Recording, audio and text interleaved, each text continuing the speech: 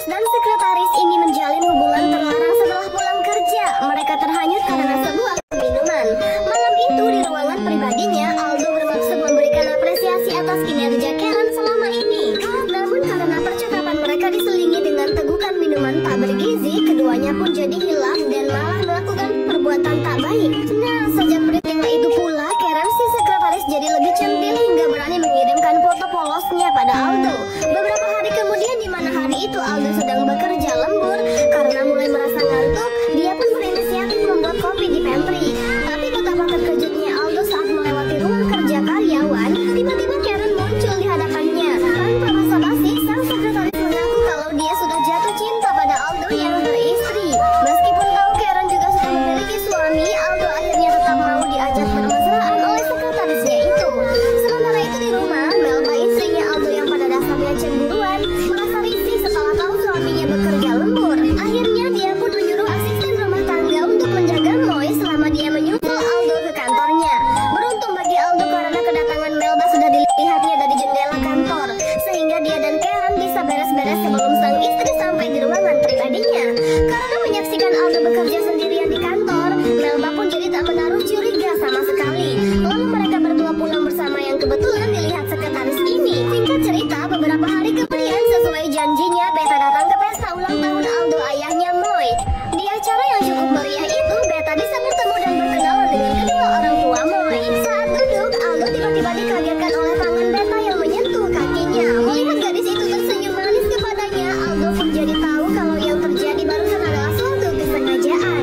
Untuk menghindari hal-hal yang tak diinginkan, ayahnya Moy itu lalu menjauh tapi tetap sambil curi-curi pandang pada Beta. Waktu pun berlalu dan ternyata kini Aldo dan Beta telah berhubungan secara virtual. Selain saling berbalas pesan, Beta sering mengirim Aldo foto dan videonya saat sedang tidak berbusana.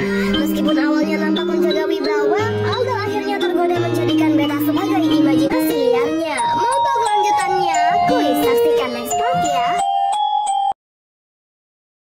Akibat terlalu cantik, gadis ini diganggu oleh teman-teman sekelasnya. Lalu gadis pindahan bernama Beta menegur para pemuda yang genit dengan gadis bernama Moy. Berkat keberanian Beta dalam membela Moy, pada akhirnya temannya yang bernama Moy itu berhenti diganggu. Pada jam istirahat, Beta dan Moy mengobrol di toilet. Di sana, Moy berterima kasih karena Beta telah membelanya di kelas tadi. Dari percakapan mereka selanjutnya diketahui jika Beta ini adalah siswi pindahan dari kota lain yang sangat ramah dan baik. Karena Beta telah bersikap baik kepadanya, Moy pun menganggap gadis itu sebagai sahabat dan mengundangnya untuk datang ke rumah untuk sekedar main bahkan menginap juga.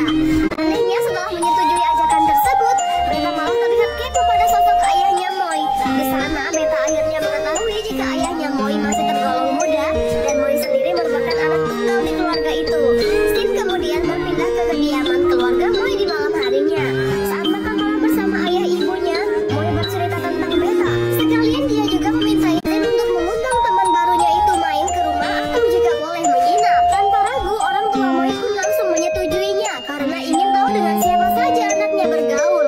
Selesai makan, ayahnya Moy yang bernama Aldo masuk ke kamar bersama sang istri. Dengan niat memeriksa email, dia pun membuka laptopnya.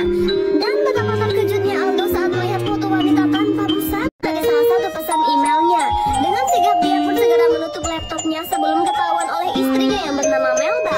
Akhirnya Aldo mengajak sang istri bermesraan dengan bermaksud mengalihkan perhatian. Keesokan harinya saat di kantor, Aldo terlihat bersemangat dalam memberikan arahan pada karyawannya. Dari sini kita bisa mengetahui kalau Aldo merupakan pimpinan di perusahaan itu. Selesai memberikan arahan, dia pun masuk ke ruangan pribadinya bersama sekretarisnya yang bernama Karen. Tanpa basa-basi, Aldo langsung memarahi sekretarisnya itu karena telah lancang mengirimnya foto yang menggoda. Ternyata foto wanita yang masuk ke dalam email Aldo tak lain adalah sekretarisnya sendiri, Karen. Mau tahu kelanjutannya? Kuis, saksikan next part ya. Gadis yang sedang tertidur pulas ini terlihat begitu gelisah karena memimpikan suatu tragedi di masa lalunya yang gelap. Dia pun dikagetkan lagi dengan keberadaan seorang teman bernama Carla di kamarnya itu. Carla adalah sahabat lama dari Beta. Anehnya, dan sama-sama perempuan, Beta dan Carla ini malah menyimpan perasaan tak biasa satu sama lain. Di suatu malam, Aldo yang lagi lembur mendapat pesan dari Beta. Gadis cantik ini mengirimkan fotonya bersama Ana dan mengaku sedang berada di rumah Aldo. Pria parubaya itu pun langsung panik dan cepat-cepat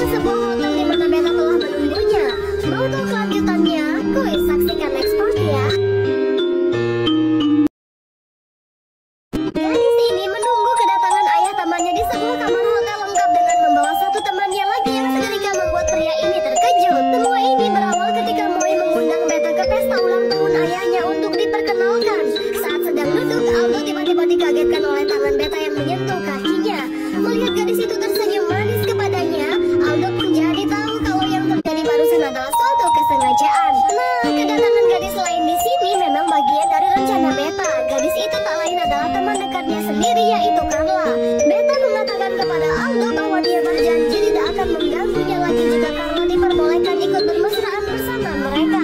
Karena dijanjikan seperti itu, Aldo pun langsung menyetujuinya. Namun sebelum mereka bermesraan, Beta diam-diam telah memasukkan obat tidur ke dalam minuman Carla. Tak seberapa lama, Carla pun juga tidak sadarkan diri dan selama itu pula Beta menghabisi nyawa Aldo dengan sebilah pisau. Ternyata keberadaan Carla di sini hanyalah sebagai kambing hitam perbuatan Beta pada Aldo. Setelah pria itu kehilangan nyawanya, Beta pun menaruh pisau di tangan Carla agar gadis itu dituduh sebagai pelakunya. Dan film pun berakhir dengan menjelaskan bahwa Beta menderita gangguan mental akibat trauma dari masa lalunya. Ternyata dia dulu dipaksa untuk melayani hasrat ayahnya sendiri hingga Beta pun menjadi tertarik dengan pria parubaya untuk membalaskan dendamnya. Dan pada akhirnya Beta menghapus semua email yang menjadi jejak dari sepak